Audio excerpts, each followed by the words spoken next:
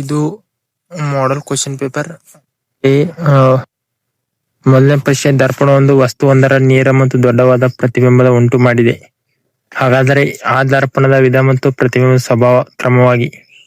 Option D. ಎರಡನೇ ಪ್ರಶ್ನೆ, ವಿದ್ಯುತ್ ಮಂಡಲದಲ್ಲಿ ಬಳಕೆಯಾದ ಶಕ್ತಿಯ ದರ. Option D. ಮೂರನೇ ಪ್ರಶ್ನೆ, ಒಂದು ವಿದ್ಯುತ್ ಮಂಡಲದಲ್ಲಿ ಉಪಯೋಗಿಸುವ ಕೆಳಗಿನ ಘಟಕಗಳ ಚಿಹ್ನೆಯನ್ನು ಚಿತ್ರದೊಂದಿಗೆ ಬಿಡಿಸಿ. ನಾಲ್ಕನೇ ಪ್ರಶ್ನೆ, ಮನೆಯ ಮೀಟರ್ ಬೋರ್ಡ್ನಲ್ಲಿ ಫ್ಯೂಸ್ನ ಸಜೀವ ತಂತಿಗೆ ಸಂಪರ್ಕಿಸುವ ಬದಲು ತಟಸ್ಥ ತಂತಿಗೆ ಇದನ್ನು ಸಂಪರ್ಕಿಸದೆ ಆಗುವ ಪರಿಣಾಮ. ಐದನೇ ಪ್ರಶ್ನೆ, ಚಿತ್ರವನ್ನು ನೀಡಲಾದ ಎಚ್ ಮತ್ತು ಎಂ ಯಾವ ಬಣ್ಣವನ್ನು ಪ್ರತಿನಿಧಿಸುತ್ತವೆ. ಆರನೇ ಪ್ರಶ್ನೆ, ವಾಹಕವೊಂದರ ರೋಧವು ಈ ವಾಹಕದ ಉದ್ದ ಮತ್ತು ಅಡ್ಡ ಕೊಯ್ತದ ವಿಸ್ತೀರ್ಣದೊಂದಿಗೆ ಹೇಗೆ ಸಂಬಂಧಿಸಿದೆ. ಏಳನೇ ಪ್ರಶ್ನೆ, ದಂಡಕಾಂತದ ಒಂದು ತುದಿಯನ್ನು ಸೂಜಿಕಾಂತದ ದಕ್ಷಿಣ ಧ್ರುವದ ಸಮೀಪಕ್ಕೆ ತರಲಾಗಿದೆ. ಆಗ ಸೂಜಿಕಾಂತದ ಈ ತುದಿಯ ದಂಡಕಾಂತದ ತುದಿಯಿಂದ ದೂರಕ್ಕೆ ವಿಚಲಿಸುವುದು. ಈ ಸೂಜಿಕಾಂತದ ದಕ್ಷಿಣ ಧ್ರುವಕ್ಕೆ ಉತ್ತರ ಏನು ಅಂತ ಕೇಳಿದ್ದಾರೆ. ಎಂಟನೇ ಪ್ರಶ್ನೆ, ಒಂದು ವಸ್ತುವನ್ನು ಪಿನ ಮಸೂರದ 2f1 ಮತ್ತು f1 ಗಳ ನಡುವೆ ಇಟ್ಟಾಗ ಪ್ರತಿಬಿಂಬ ಉಂಟಾಗುವಿಕೆಯನ್ನು ತೋರಿಸುವ ರೇಖಾಚಿತ್ರವನ್ನು ಬರೆಯಿರಿ. ಉಂಟಾದ ಪ್ರತಿಬಿಂಬದ ಸ್ಥಾನ ಮತ್ತು ಸ್ವಭಾವವನ್ನು ತಿಳಿಸಿ. ಸ್ಥಾನ 2f2 ನಿಂದ ಆಚೆ ಉಂಟಾಗುತ್ತದೆ. ಒಂಬತ್ತನೇ ಪ್ರಶ್ನೆ, ಪ್ರೆಸ್ ಬಯೋಪಿಯಾ ಎಂದರೇನು, ಈ ದೋಷಕ್ಕೆ ಕಾರಣಗಳು ಮತ್ತು ಒಂದು ಪರಿಹಾರವನ್ನು ಸೂಚಿಸಿ. ಸಮೀಪ ದೃಷ್ಟಿ ಎಂದರೇನು, ಈ ದೋಷಕ್ಕೆ ಕಾರಣಗಳೇನು, ಇದನ್ನು ಹೇಗೆ ಸರಿಪಡಿಸಬಹುದು. ಉತ್ತರ, ಪ್ರೆಸ್ ಬಯೋಪಿಯಾ ಹತ್ತಿರದ ಮತ್ತು ದೂರದ ವಸ್ತುಗಳೆರಡನ್ನು ನೋಡಲು ಕಷ್ಟವಾಗುತ್ತದೆ. ಹತ್ತನೇ ಪ್ರಶ್ನೆ, ಒಂದು ವಿದ್ಯುತ್ ಮಂಡಲದಲ್ಲಿ ಓವರ್ಲೋಡ್ ಉಂಟಾಗಲು ಕಾರಣ.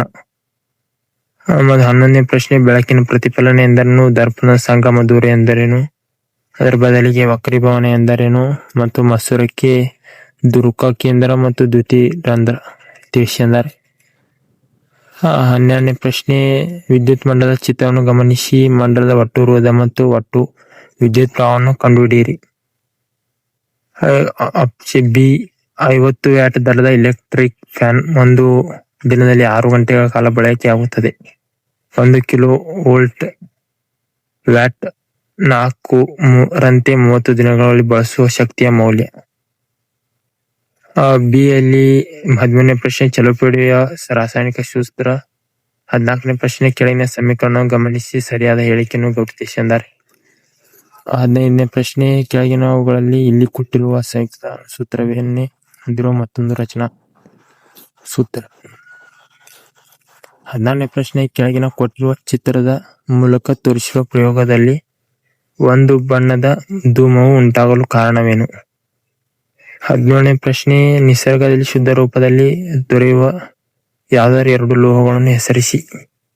18ನೇ ಪ್ರಶ್ನೆ, ಹೈಡ್ರೋನೀಕರಣ ಮಹತ್ವವೇನು. 20ನೇ ಪ್ರಶ್ನೆ, ಸಿನ್ ಬಾರ್ನಿಂದ ಶುದ್ಧ ಪಾದರಸವನ್ನು ಹೇಗೆ ಪಡೆಯಲಾಗುತ್ತದೆ. 21ನೇ ಪ್ರಶ್ನೆ, ಕಾರ್ಬನ್ ಸಂಯುಕ್ತಗಳು ನಿಸರ್ಗದಲ್ಲಿ ಅತ್ಯಧಿಕವಾಗಿ ಕಂಡುಬರಲು ಕಾರಣ. 22ನೇ ಪ್ರಶ್ನೆ, ಮೆಗ್ನೀಷಿಯಂ ಅನ್ನು ಗಾಳಿಯಲ್ಲಿ ಜೋಡಿಸಿದಾಗ ಆಕ್ಸೈಡ್ ಬದಲಾಗುತ್ತದೆ ಏಕೆ. 23ನೇ ಪ್ರಶ್ನೆ, ಸಾರಯುಕ್ತ ಸಲ್ಫ್ಯೂರಿಕ್ ಆಮ್ಲದೊಂದಿಗೆ ಪರಿವರ್ತಿಸುವ ಪ್ರಯೋಗವನ್ನು ಕೊಟ್ಟಿದ್ದಾರೆ, ಪ್ರಯೋಗವನ್ನು ಬಿಡಿಸಬೇಕು. 24ನೇ ಪ್ರಶ್ನೆ, ಕಾರ್ಬನ್ ಸೂತ್ರವನ್ನು ಎಲೆಕ್ಟ್ರಾನ್ ವಿನ್ಯಾಸದಲ್ಲಿ ಬರೆಯುವುದಾಗಿದೆ. 25ನೇ ಪ್ರಶ್ನೆ, ಪರ್ಯಾಪ್ತ ಮತ್ತು ಅಪರ್ಯಾಪ್ತ ಕಾರ್ಬನ್ ಸಂಯುಕ್ತಗಳ ನಡುವಿನ ವ್ಯತ್ಯಾಸ. ಮತ್ತು ಬಿಯಲ್ಲಿ ಕಾರ್ಬನ್ ಸಂಯುಕ್ತಗಳ ಅಣುಸೂತ್ರ ಮತ್ತು ರಚನಾ ವಿನ್ಯಾಸಗಳನ್ನು ತಿಳಿಸಿ ಅಂದರೆ ಪ್ರೊಪೆನೋಯಿಕ್ ಆಮ್ಲ, ಸೈಕ್ಲೋಹೆಕ್ಸೇನ್. ಬಿಯಲ್ಲಿ ಪ್ರೊಪೆನೋಯಿಕ್ ಆಮ್ಲ, ಸೈಕ್ಲೋಹೆಕ್ಸೇನ್. Option C, ಕೆಳಗಿನವರಲ್ಲಿ ಪತ್ರರಂಧ್ರಗಳ ಕಾರ್ಯವೆಂದರೇನು. ಅನಿಲಗಳ ವಿನಿಮಯ ಮತ್ತು ಮಾನವರಲ್ಲಿ ಸಂಪರ್ಕದಿಂದ ಸಾಮಾನ್ಯವಾಗಿ ಹರಡುವ ಬ್ಯಾಕ್ಟೀರಿಯಾ ಸೋಂಕು ಗೊನೋರಿಯಾ ಅಂತ ಬರೀಬೇಕು. 29ನೇ ಪ್ರಶ್ನೆ, ಸ್ತನಿಗಳಲ್ಲಿ ಸ್ಥಿರ ಉಷ್ಣತೆಯ ಅಗತ್ಯವೇಕೆ. ಕೇಸರ ಮಾತ್ರ ಹೊಂದಿರುವ ಹೂಗಳಲ್ಲಿ ಬಯಕೆಯ ಪರಾಗಸ್ಪರ್ಶ ಸಾಧ್ಯವೇ. 31ನೇ ಪ್ರಶ್ನೆ, DNA ಸ್ವಪ್ರತ್ಯೀಕರಣ ಎಂದರೇನು.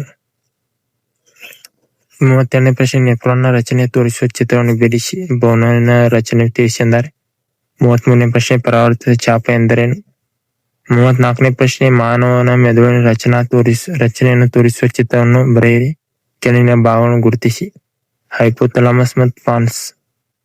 35ನೇ ಪ್ರಶ್ನೆ ತಂದೆಯಿಂದಲೇ ಮಗುವೊಂದರ ಲಿಂಗ ನಿರ್ಧಾರಣೆಯಾಗುತ್ತೆ ಏಕೆ? ಬಿ. ಹಳದಿ ಬೀಜವನ್ನು ಉತ್ಪಾದಿಸುವ ಬಟಾಣಿ ಸಸ್ಯದೊಂದಿಗೆ ಹಸಿರು ಬೀಜಗಳನ್ನು ಉತ್ಪಾದಿಸುವ ಬಟಾಣಿ ಸಸ್ಯದ ಸಂಕರಣ. 36ನೇ ಪ್ರಶ್ನೆ ಹುಲ್ಲು ಕಪ್ಪೆ ಹಾವು ಆಹಾರ ಸರಪಳಿಯ ಶಕ್ತಿಯ ಪ್ರಮಾಣ ಕಂಡುಹಿಡಿಯಿರಿ. 37ನೇ ಪ್ರಶ್ನೆ ಜೈಲಂನ ಕಾರ್ಯನಿರ್ವಹಿಸುವ ಪದ್ಧತಿ ಮತ್ತು ಮಾನವನ ಸಣ್ಣ ಕರುಳಿನ ಜೀರ್ಣಕ್ರಿಯೆ ವ್ಯವಸ್ಥೆ.